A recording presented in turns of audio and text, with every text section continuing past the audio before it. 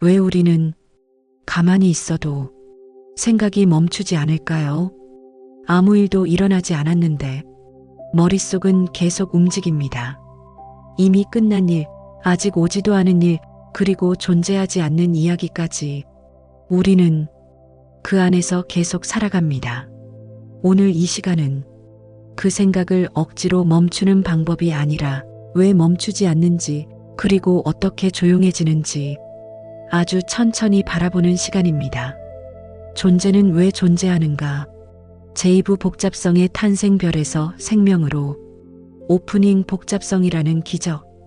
제1부에서 우리는 우주의 가장 근본적인 질문을 탐험했습니다.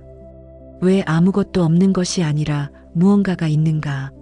빅뱅이 있었고 양자 요동이 있었고 시공간이 펼쳐졌습니다. 하지만 이제 또 다른 질문이 기다리고 있습니다. 우주가 존재하기 시작했다면 왜 그것은 그냥 단순한 상태로 멈추지 않았을까요? 왜 균일한 가스 구름에 머물지 않고 별과 행성과 생명과 의식으로 복잡해졌을까요? 오늘 우리의 여행은 원자에서 시작해 의식이라는 가장 복잡한 현상까지 이어집니다. 그 과정에서 우리는 진화, 화학, 물리학, 신경과학이 어떻게 하나의 거대한 이야기를 만들어내는지 보게 될 것입니다. 이것은 138억 년에 걸친 복잡성의 서사시입니다. 제1장 별의 탄생 중력이 빚은 용광로. 1.1 첫 번째 빛. 빅뱅 직후 우주는 수소와 헬륨으로 가득 찬 뜨거운 플라스마였습니다. 그 초기 우주에서는 원자조차 존재하지 않았습니다. 너무 뜨거워서 전자가 핵에 묶이지 못하고 자유롭게 날아다녔습니다. 약 38만 년이 지나자 우주는 충분히 식었습니다. 전자들이 원자에게 포획되어 최초의 원자가 형성되었습니다. 주로 수소와 헬륨. 이 순간 우주는 처음으로 투명해졌습니다. 빛이 드디어 자유롭게 달릴 수 있게 된 것입니다. 그 빛이 바로 우주 배경 복사입니다. 지금도 우리 주변을 가득 채우는 그 마이크로파 광자들은 138억 년 전 이 순간의 흔적입니다. 그러나 이 시점의 우주는 놀랍도록 단순했습니다. 거의 균일한 가스 구름, 작은 밀도 차이만이 양자 요동의 흔적으로 남아 있었습니다. 그 작은 차이가 모든 것을 바꾸었습니다. 1.2 중력 복잡성의 조각가. 중력은 가장 약한 기본 힘입니다. 전자기력보다 10의 36승배 약합니다. 그러나 중력은 항상 끌어당기고 범위가 무한하며 완벽히 차폐할 수 없습니다. 이 특성이 우주를 바꾸었습니다. 초기 우주의 미세한 밀도 차이는 중력의 작용으로 증폭되었습니다.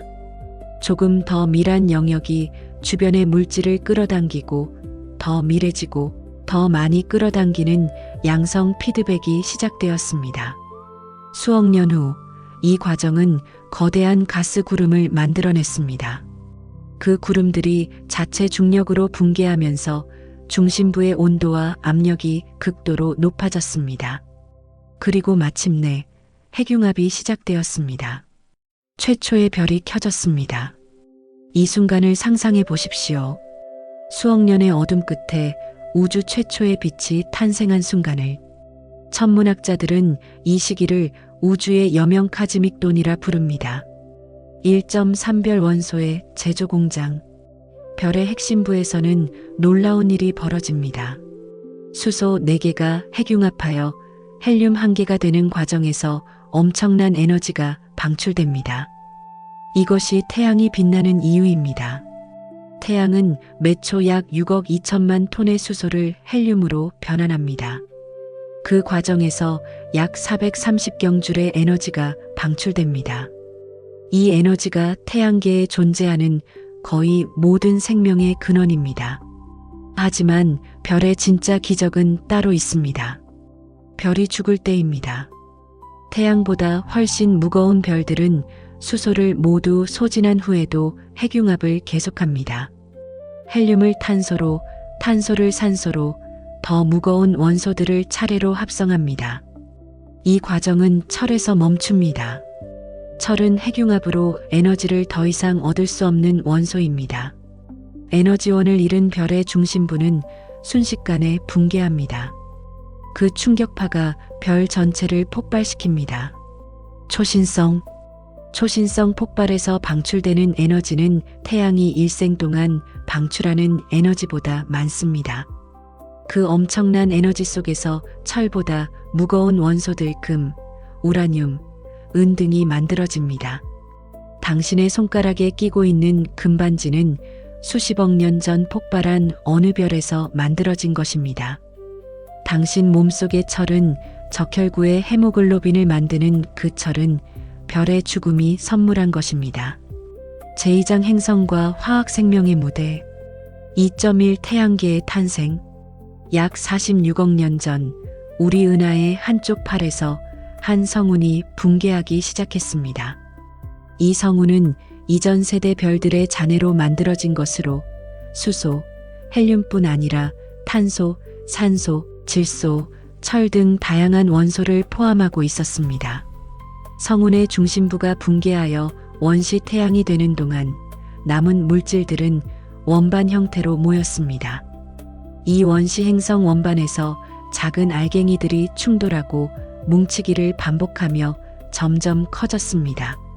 수백만 년의 과정을 거쳐 행성들이 형성되었습니다. 태양에 가까운 곳에는 암석형 행성들이, 멀리에는 거대한 가스 행성들이 자리를 잡았습니다. 그중 세 번째 행성 지구가 있었습니다. 2.2 지구 기적의 조건들. 지구가 생명에 적합한 이유는 놀랍도록 많습니다. 과학자들은 이를 생명 거주 가능 지대라고 부릅니다. 태양으로부터 너무 가깝지도 너무 멀지도 않은 거리에서 액체물이 존재할 수 있는 것입니다. 하지만 그것만이 아닙니다. 목성의 강한 중력은 해성과 소행성의 상당 부분을 흡수하여 지구를 보호합니다.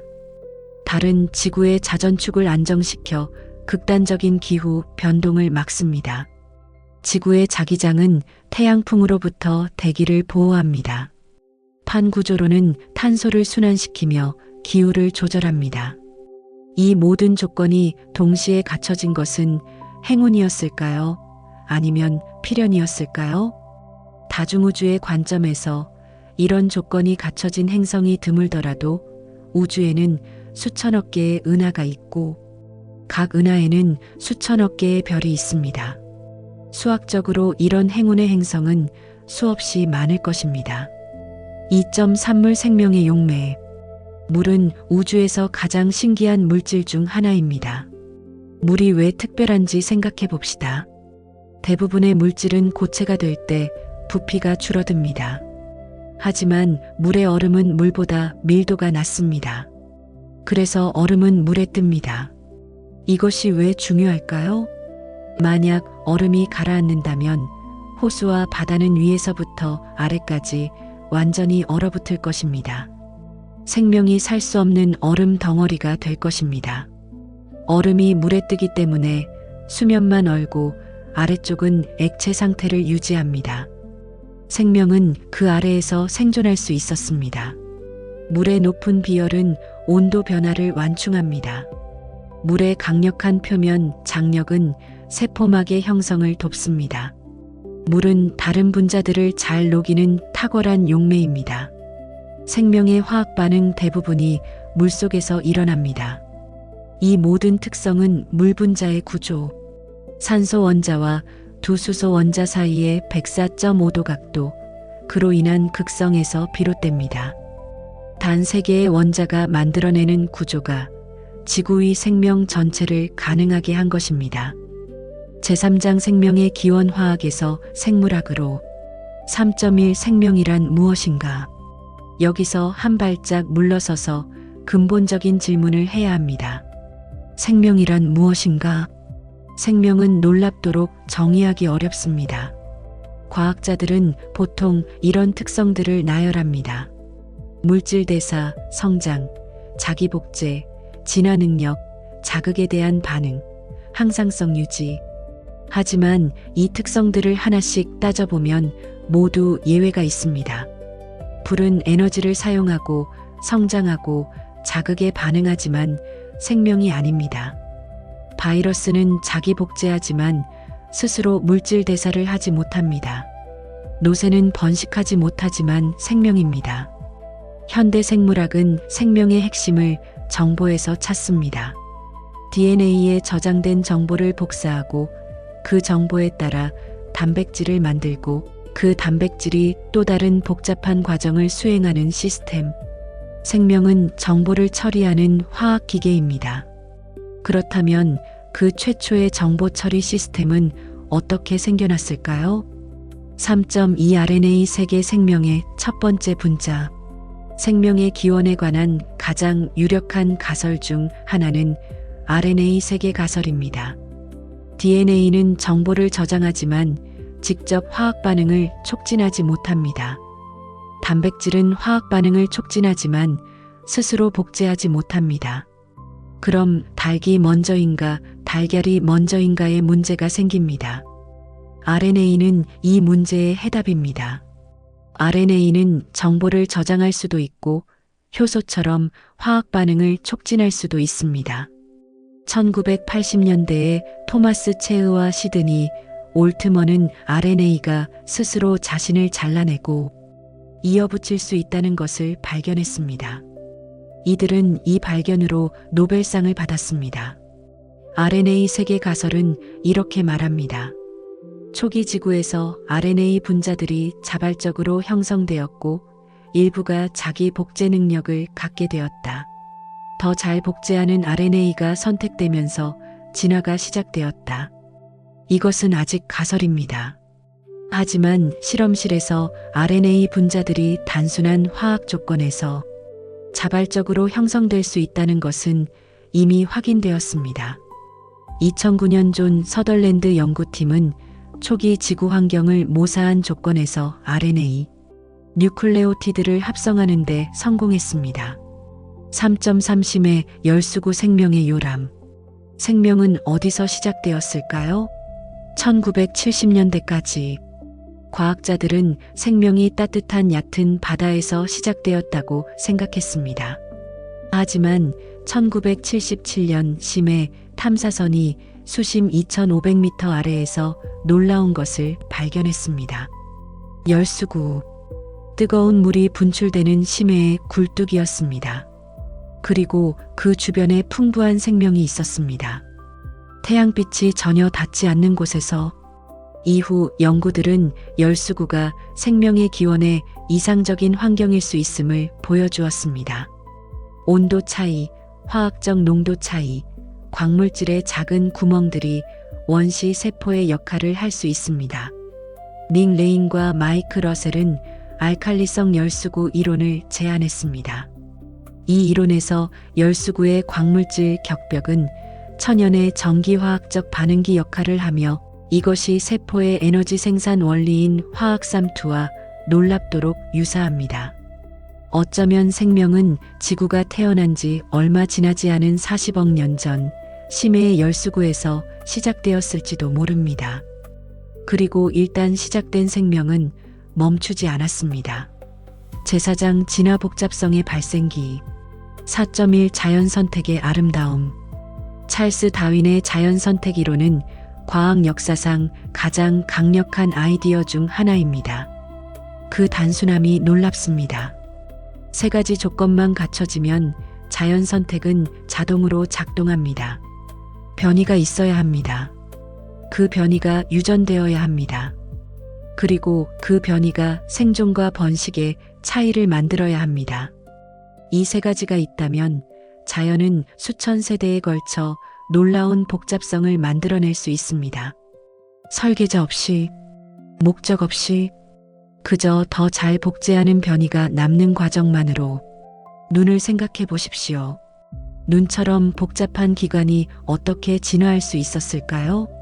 반쪽짜리 눈이 무슨 소용이냐고 묻는 사람들이 있습니다.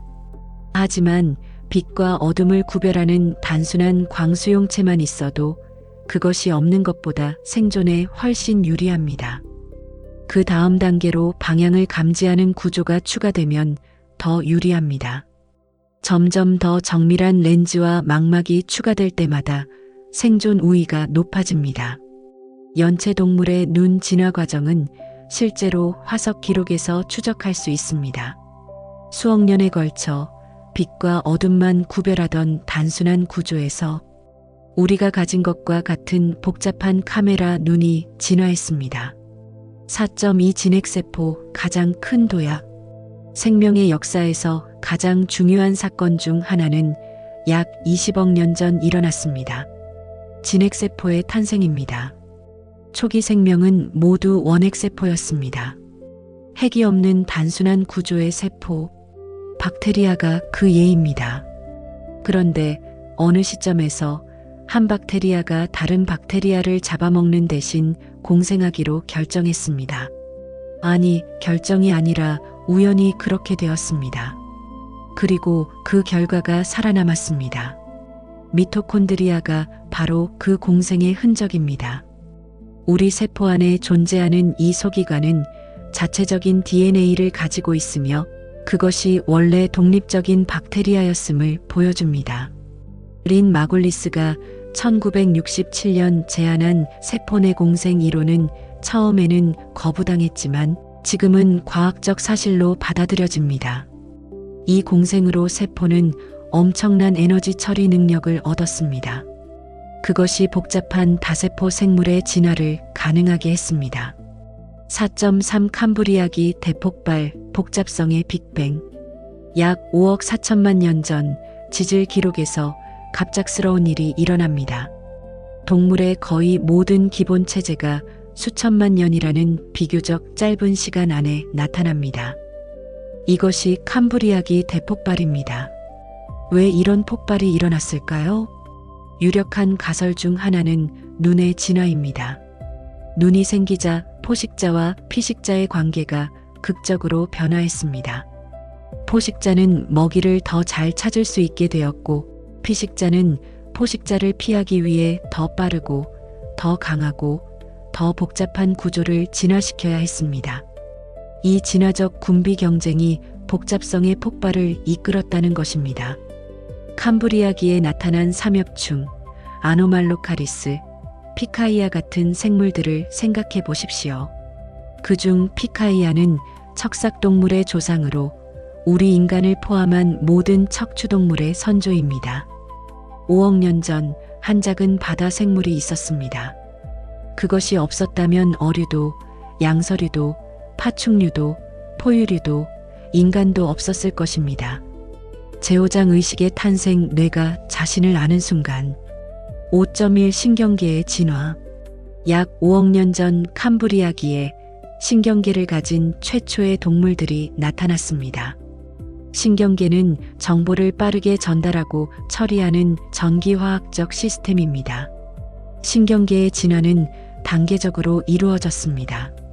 단순한 신경망에서 신경절로, 신경절에서 원시적인 뇌로, 원시적 뇌에서 점점 더 복잡한 대뇌 피질로, 이 과정에서 생물은 점점 더 복잡한 행동을 할 수 있게 되었습니다.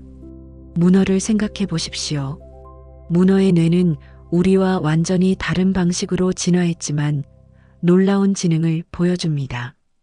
문어는 도구를 사용하고 문제를 해결하고 심지어 어느 정도의 놀이 행동도 보입니다. 뇌는 인간만의 전유물이 아닙니다. 복잡성은 진화의 여러 경로를 통해 독립적으로 나타날 수 있습니다. 5.2 호모 사피엔스 의식이 언어를 만날 때 약 20만 년 전 아프리카에서 우리 종 호모 사피엔스가 나타났습니다. 우리의 뇌는 침팬지보다 3배 크지 않지만 결정적인 차이가 있었습니다.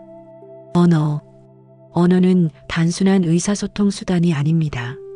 언어는 개념을 전달하고 추상적 사고를 가능하게 하며 지식을 축적하고 전달할 수 있게 합니다.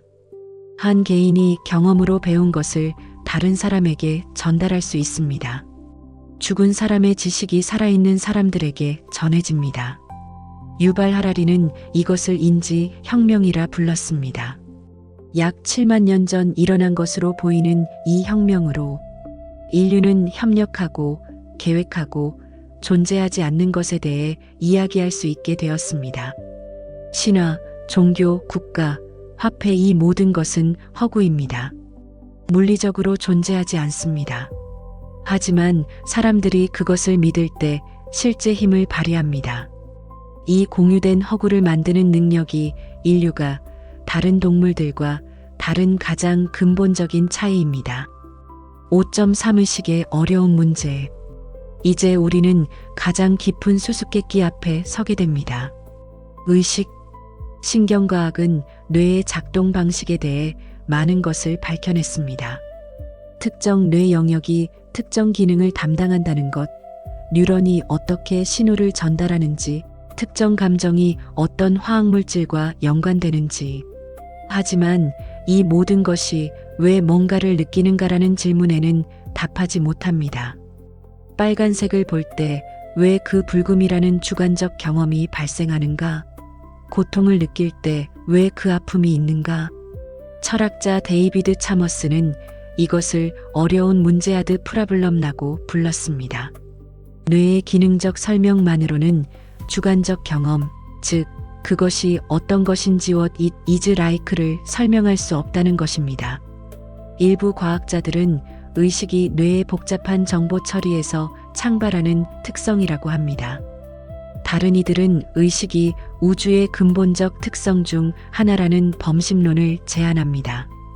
양자역학과 의식의 연결을 주장하는 과학자들도 있습니다. 우리는 아직 모릅니다. 의식의 기원은 현대 과학이 직면한 가장 큰 미스터리입니다. 클로징 복잡성의 의미. 오늘 우리는 138억 년의 여정을 달려왔습니다. 균일한 수소가스에서 별이 탄생했습니다. 별의 내부에서 원소들이 만들어졌습니다.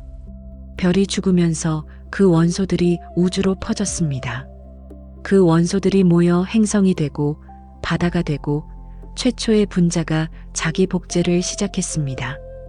그리고 수십억 년의 진화를 거쳐 우주는 자신을 인식하는 존재를 만들어냈습니다.